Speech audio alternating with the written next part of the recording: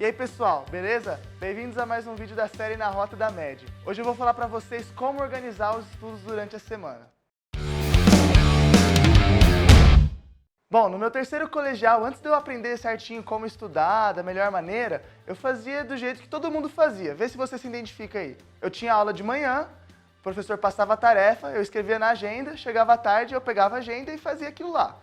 As tarefas que ele passava na ordem que eu queria.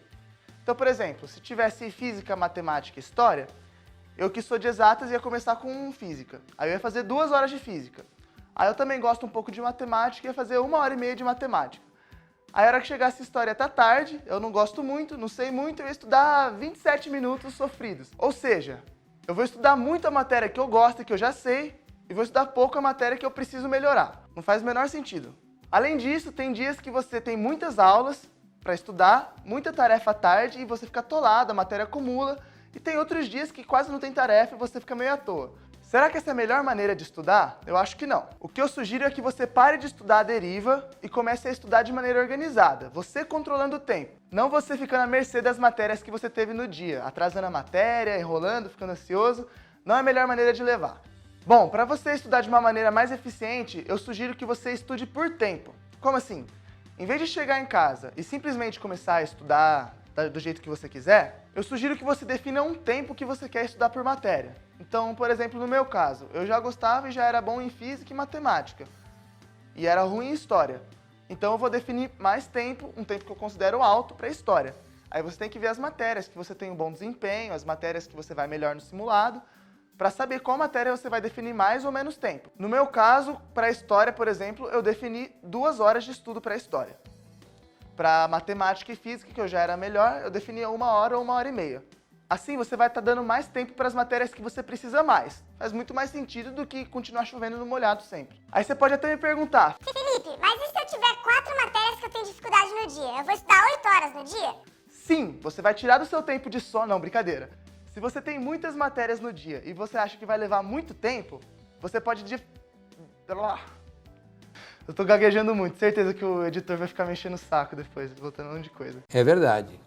Quer dizer, às vezes não.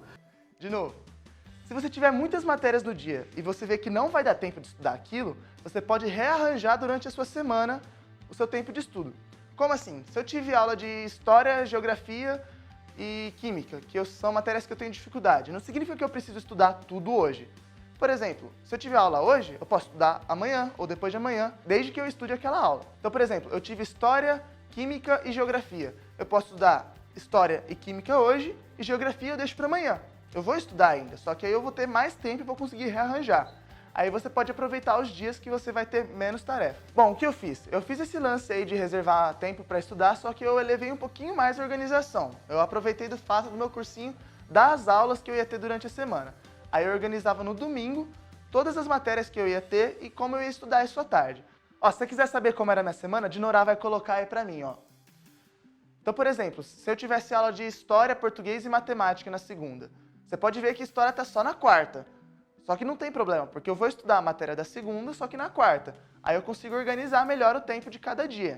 Então, todo dia eu vou estar estudando um pouco e todos os dias eu vou estar ocupado. Não vou ter nenhum dia que eu tô super lotado, nenhum dia que eu tô à toa. Aí você pode falar assim: Felipe, aí é fácil você falar que eu preciso estudar 2 horas de história. Como que eu vou aguentar 2 horas sentado estudando uma matéria que eu nem gosto? Bom, eu também sofri com esse problema aí, que é sentir que não consegue render na matéria. Você senta lá, só que você prefere olhar pro teto, mexer no celular, fazer qualquer outra coisa. O que eu sugiro é que você siga o chamado método Pomodoro.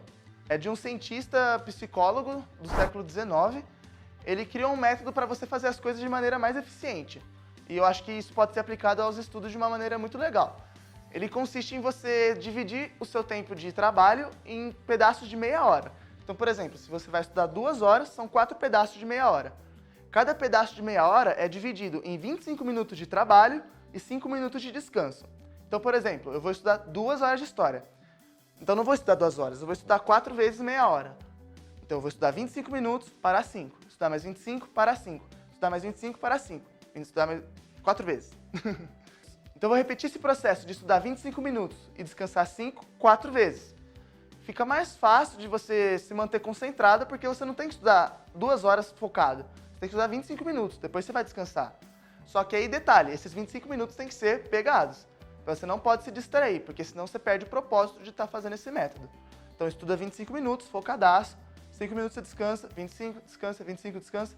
Bom, pessoal, lembrando que é sempre legal você respeitar os seus limites na hora de definir esses horários.